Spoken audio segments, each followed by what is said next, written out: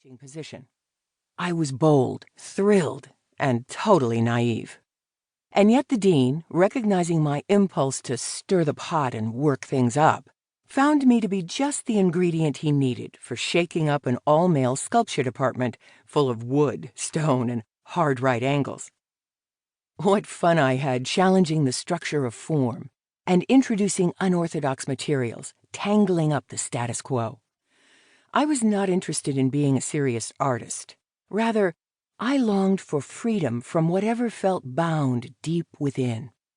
The art world met my need to shock, while also holding space to transform my angst into curiosity. This metamorphosis resulted in my exploring somatic awareness. Once I discovered that movement changed perception, I was smitten. Through a lens of human potential theories, core awareness became a lifelong inquiry, a flourishing. Exploring the deep sensory system was my portal into wild Psoas. Each dive into my being a bounty of sensory impressions, realizations, and new possibilities. Only after returning from my explorations did I then go looking for validation, or vocabulary through written works and scholarship, in order to substantiate my observations and experiences. My process was organic, as it was led by innate sensibilities. This process was a tracking of sorts, tasting, smelling, touching my way into being me. Although I have no university degrees or traditional certifications to validate my insights, I take heart in the declaration of other pioneering souls who declare their personal experiences as their primary form of training and education. Turning my attention toward what I now call core awareness afforded me the confidence to follow my unique path without a map or guide.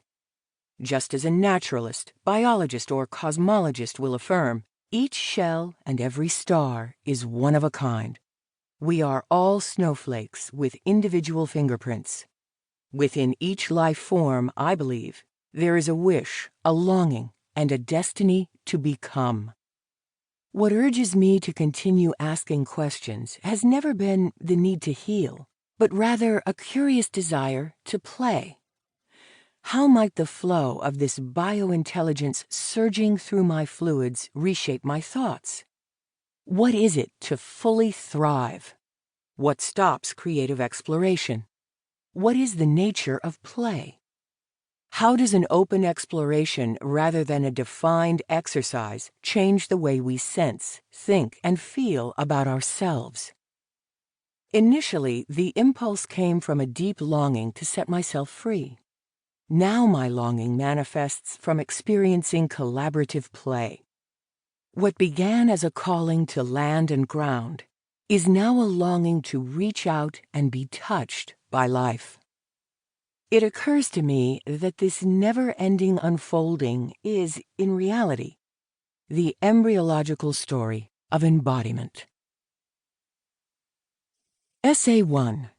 Changing Our Language, from Body as Object to Body as Process. To become human, one must make room in oneself for the wonders of the universe. South American indigenous saying. Our languaging of body is rapidly changing.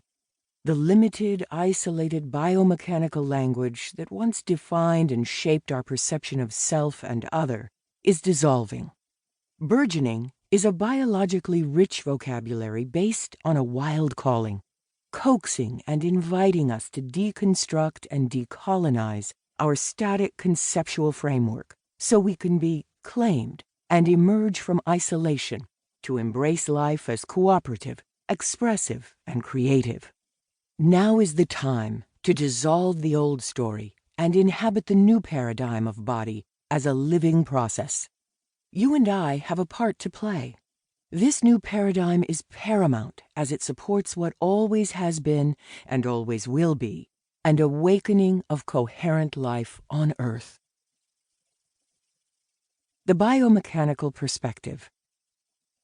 Biomechanics is the conceptual framework that has dominated the Western world for well over 400 years. It is the